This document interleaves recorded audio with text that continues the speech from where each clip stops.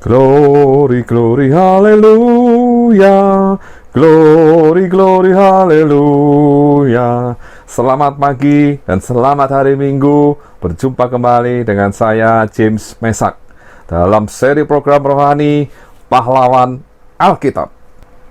Suatu program rohani yang akan membahas kisah hidup tentang pahlawan-pahlawan iman di dalam Alkitab. Kehidupan pribadi, kehidupan keluarga, perjalanan hidup, karya-karyanya, kenangan-kenangannya yang luar biasa, serta pengalaman-pengalaman pribadi bersama dengan Yesus Tuhan yang akan menjadi teladan buat kita semua. Selamat menikmati dan Tuhan Yesus memberkati.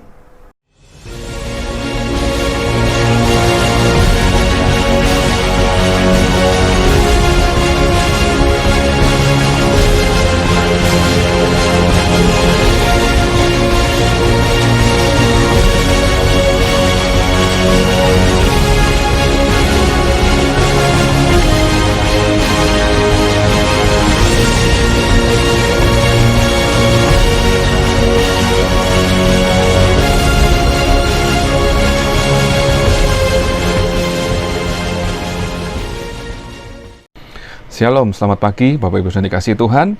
Kita berjumpa kembali dalam program Pahlawan Alkitab di pagi hari ini. Dan kita memasuki seri yang ke-31, yaitu tentang Nabi Yesaya. Bagian pertama kita akan membahas kehidupan dari Yesaya. Yesaya adalah figur utama dalam kitab Yesaya di dalam Perjanjian Lama, seorang Nabi Yudea yang hidup pada abad ke-8 sebelum Masehi dan dipanggil sebagai Nabi pada tahun matinya Raja Uzia, sekitar tahun 740 sebelum Masehi. Tercatat di dalam Yesaya 6 ayat 1. Dan Yesaya adalah yang pertama dari antara nabi besar. Yesaya seorang nabi Perjanjian Lama yang bernubuat pada tahun 740 sampai 701 sebelum Masehi. Dan Yesaya bernubuat sekurang-kurangnya 40 tahun pada zaman Raja Uzia, Yotam, Ahaz, dan Hizkia dari kerajaan Yehuda. Di sini tertulis dalam Yesaya pasal pertama ayat pertama, penglihatan yang telah dilihat Yesaya bin Amos tentang Yehuda dan Yerusalem dalam zaman Uzia, Yotam, Ahaz, dan Hizkia, raja-raja Yehuda. Dan kelahiran dari Yesaya adalah di kerajaan Yehuda. Nama lengkap Yesaya ini memiliki arti nama Tuhan sudah menyelamatkan. Nama ayahnya adalah Amos, karena sering dipanggil adalah Yesaya bin Amos. Yesaya menikah dengan seorang nabiah yang tidak disebutkan namanya dan melahirkan dua orang putra, yaitu Shear Yashub di dalam Yesaya 7 ayat 3 dan Maher Shalal Hasibas ada di dalam Yesaya 8 ayat 3, di mana nama yang diberikan kepada kedua anaknya ini merupakan petunjuk mengenai misi yang harus dijalankan atau diemban oleh Nabi Yesaya. Pamannya adalah Amasya, dan nama Yesaya tercatat di dalam Alkitab sebanyak 73 kali, dan ada beberapa nama Yesaya yang lain, tetapi bukan Yesaya bin Amos. Dan nama Yesaya ini disebutkan di dalam 9 kitab, yaitu di dalam 2 Raja-Raja, 2 Tawarikh, Yesaya, Matius, Markus, Lukas, Yohanes, Kisah Para Rasul, dan Roma.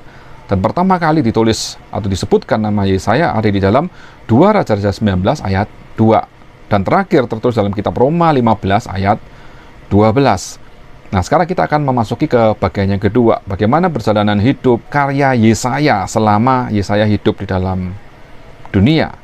Nah, berdasarkan 2 Tawarikh 26 ayat 22, disebutkan selebihnya dari riwayat Uzia dari awal sampai akhir ditulis oleh Nabi Yesaya bin Amos. Jadi diduga memang Yesaya ini telah aktif di istana raja sekurang-kurangnya beberapa tahun sebelum wafatnya Raja Uzia. Sebab Yesaya juga mencatat tentang kematian Sanherib dalam Yesaya 37 ayat 38. Dan kegiatannya di istana serta pelayanan profetiknya itu mencakup masa sekitar 745 sampai 680 sebelum Masehi, di mana masa pelayanan Yesaya ini penuh dengan peristiwa-peristiwa penting lebih dari masa-masa lain dalam sejarah Israel. Dan pekerjaan Nabi pada saat itu sangatlah sulit. Jadi bagaimana Yesaya bisa memimpin umat yang seperti itu kepada Tuhan? Karena Yesaya adalah orang pilihan Allah. Dan di sini kita melihat bahwa Yesaya pasal 6 mencatat bahwa Yesaya mendapat penglihatan yang luar biasa dari Allah di bait Allah. Nah, pengalaman inilah yang mengubah hidupnya. Kekuatan yang terbesar dalam kehidupannya adalah kuasa Allah yang sangat kuat untuk memberitakan firman Allah. Lalu kita melihat apa yang dilakukan oleh Yesaya selama 40 tahun. Berikut, Yesaya memberitakan firman Tuhan. Yesaya menubuatkan adanya pembebasan bagi bangsa Israel. Yesaya juga menuliskan pesan-pesan Tuhan. Yesaya memiliki tugas untuk menasihati para raja dan pemimpin. Yesaya adalah seorang negarawan yang besar. Yesaya adalah orang yang sangat mengasihi orang-orang miskin. Yesaya berkhotbah untuk keadilan secara ekonomi dan sosial. Yesaya adalah seorang manusia rohani yang besar karena sejak penglihatannya Yesaya bertumbuh dalam pengertian akan hal-hal yang bersifat rohani dan berjalan dekat dengan Tuhan selama pelayanannya. Bahkan kedekatannya dengan Tuhan membuat orang lain mengetahui kebenaran dari setiap kata-katanya. Dan dia hidup untuk membawa umat bangsa Israel kembali kepada Allah. Dan di sini kita melihat bahwa kitab Yesaya adalah kitab dalam perjanjian lama yang banyak memuat tentang nubuat Yesaya. Kebanyakan memang berurusan dengan kedatangan penebus. Seperti yang kita tahu, ayat yang sangat terkenal sekali dalam Yesaya 9 ayat 6 yang berbunyi, sebab seorang anak telah lahir untuk kita, seorang putra telah diberikan untuk kita, lambang pemerintahan ada di atas bahunya, dan namanya disebutkan orang penasehat al-ajaib, Allah yang perkasa, Bapa yang kekal, Raja damai. Dan memang Yesaya juga banyak bernubuat tentang masa depan Israel. Oleh karena itu, mari kita lihat bahwa di dalam kitab Yesaya yang ditulis oleh Nabi Yesaya ini, kita bisa bagi menjadi 3 bagian besar, di mana pasal 1 sampai 39 menceritakan zaman ketika Yehuda kerajaan selatan diancam oleh Asyur, negara tetangga yang sangat kuat. Yesaya menyadari bahwa sesungguhnya yang mengancam kehidupan Yehuda bukanlah kekuatan dari Asyur, tetapi dosa bangsa Yehuda sendiri, karena bangsa Israel ini tidak taat dan kurang percaya kepada Tuhan. Dan sehingga Nabi Yesaya mendorong rakyat serta pemimpin mereka untuk hidup menurut kehendak Tuhan dan berlaku adil. Dan seringkali mengingatkan umat Tuhan akan celaka dan binasa kalau tidak mendengarkan Tuhan. Yesaya juga meramalkan perdamaian dunia dan kedatangan seorang keturunan Daud yang akan menjadi raja yang diidam-idamkan. Dalam Yesaya 2 ayat 1, firman yang dinyatakan kepada Yesaya bin Amos tentang Yehuda dan Yerusalem. Lalu pasal 40 sampai 55 ditujukan kepada orang-orang Yehuda akan hidup dalam pembuangan di Babel. Mereka dalam keadaan hancur yang tanpa harapan. Yesaya memberitakan bahwa tidak lama lagi Tuhan membebaskan umatnya dan membawa mereka pulang ke Yerusalem untuk memulai suatu hidup yang baru. Dan bagian penting, tema penting dari bagian ini adalah bahwa Tuhan yang menguasai sejarah dan ia merencanakan untuk mengutus umatnya ke segala bangsa yang akan diberkati melalui Israel.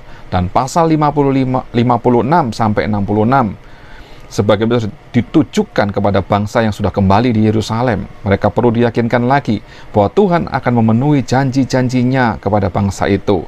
Nah, perhatian khusus diberikan kepada cara hidup yang benar dan juga keadilan. Pada saat mereka harus merayakan hari Sabat, bagaimana mereka mempersembahkan kurban dan berdoa. Ayat-ayat penting di dalam Yesaya 61 ayat 1 sampai 3. Nanti kita akan baca yang dipakai oleh Yesus untuk menyatakan panggilannya ketika ia memulai tugasnya di dunia. Kita baca Yesaya 61 ayat 1. Roh Tuhan Allah ada padaku, oleh karena Tuhan telah mengurapi aku. Ia telah mengutus aku untuk menyampaikan kabar baik kepada semua, kepada orang-orang sengsara, dan merawat orang-orang yang remuk hati, untuk memberitakan pembebasan kepada orang-orang tawanan, dan kepada orang-orang yang terkurung kelepasan dari penjara. Yesaya 61 ayat 2. Untuk memberitakan tahun rahmat Tuhan dan hari pembalasan Allah kita, untuk menghibur semua orang berkabung. Lalu di ayat 3, untuk mengaruniakan kepada mereka perhiasan kepala ganti abu, minyak untuk pesta ganti kain kabung, nyanyian, puji-pujian ganti semangat yang pudar, supaya orang yang menyebutkan mereka pohon terbantin kebenaran, tanaman Tuhan untuk memperhatikan keagungannya. Jadi memang Yesus sendiri sering menyatakan bahwa sering mengutip kata-kata Yesaya lebih banyak daripada mengutip kata-kata nabi-nabi yang lain. Dan bahkan Nabi Yesaya pun juga kerap ditulis oleh Petrus, Yohanes, Paulus dalam Perjanjian Baru. Nah, itulah kisah hidup dari Yesaya yang melayani Tuhan dengan sepenuh hatinya selama 40 tahun. Lalu apa yang menjadi keteladanan Yesaya dari kisahnya ini bagi kita semua? Yang pertama, kehidupan manusia Yesaya berubah setelah dia bertemu dengan Tuhan. Yesaya 6. Di sana Yesaya melihat kehidupan atau melihat kemuliaan Allah yang penuh dengan kuasa dan kemuliaan yang besar. Bagaimana dia melihat Allah di dalam rumahnya, sehingga kehidupan Yesaya diubahkan setelah dia melihat kemuliaan Tuhan. Dia melihat dosanya sendiri dan melihat dosa bangsanya, di mana Yesaya menyatakan bahwa dia memerlukan Allah untuk menyucikan segala dosa-dosanya, menerima pengudusan atas dosa-dosanya, dan pada saat itulah dia dipanggil untuk pelayanan ilahi. Dan kita pernah dengar satu ayat yang luar biasa sekali, dinyatakan dalam Yesaya 6 ayat 8, pada saat Yesaya mendengar panggilan Tuhan, siapakah yang akan kuutus, dan siapakah yang mau pergi untuk aku? Jawaban Yesaya adalah tanggapan yang tertinggi untuk seorang pilihan Allah. Dia dengan sukarela memberi diri dan menyatakan, ini aku, utuslah aku. Hal yang terbaik yang dapat dilakukan oleh seseorang adalah menerima panggilan Allah untuk hidupnya. Allah menerima Yesaya dan berkata, pergilah dan katakanlah kepada bangsa-bangsa ini, Yesaya 6 ayat 9. Dan dia menerima kuasa untuk maju sebagai pembawa pesan Allah kepada bangsa-bangsa yang berdosa. Lalu yang kedua, Yesaya adalah seseorang nabi yang sungguh-sungguh all out 100% dengan Tuhan. Bahkan kehidupannya dan nama anak-anaknya dipakai oleh Tuhan untuk menyatakan maksud Tuhan. Dan Yesaya benar-benar taat saat berhubungan dengan Tuhan. Yang ketiga, Yesaya sangat percaya dan mengakui bahwa Allah adalah Allah yang lebih besar dari segala ilah lain yang ada di dalam dunia, sehingga dia menyatakan dalam Yesaya 40 ayat 25, dengan siapa hendak kamu samakan aku, seakan-akan aku seperti dia, firman yang maha kudus. Yesaya menggambarkan Allah sebagai yang maha besar, tidak ada yang lain seperti dia. Allah yang sempurna dalam kebenaran, Allah yang memiliki segala kuasa, yang kekal, tapi mengetahui nama dari setiap domba-dombanya. Bahkan Allah mampu memperhatikan setiap pribadi, sehingga pada saat kita baca di dalam Yesaya 40 ayat 31, firman Tuhan berkata, tetapi orang-orang yang menanti-nantikan Tuhan mendapatkan kekuatan baru. Karena Allah adalah Allah yang luar biasa, Allah yang besar. Lalu yang berikutnya, Yesaya adalah orang yang menyatakan bahwa Allah akan mengutus sang juru selamat. Dan banyak ayat yang menjanjikan kedatangan juru selamat. Di dalam Yesaya 9 ayat 1 sampai ke 5. Bahkan di dalam Yesaya 9 ayat 1 firman Tuhan berkata, bangsa yang berjalan dalam kegelapan telah melihat terang yang besar. Dunia penuh dengan kegelapan dalam masa Yesaya. Sampai saat ini pun dunia masih penuh dengan kegelapan. Tetapi Yesus Tuhan, Raja, sudah datang dalam dunia untuk menyelamatkan semua orang, menyelamatkan setiap orang yang sungguh-sungguh percaya kepada Tuhan.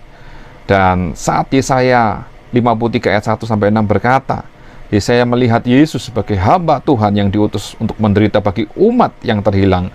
Maka Yesus memang dilahirkan sebagai bayi di Bethlehem, selanjutnya bertumbuh sebagai seorang manusia yang menderita pada akhirnya di atas kayu salib untuk menyelamatkan dan menebus setiap dosa manusia.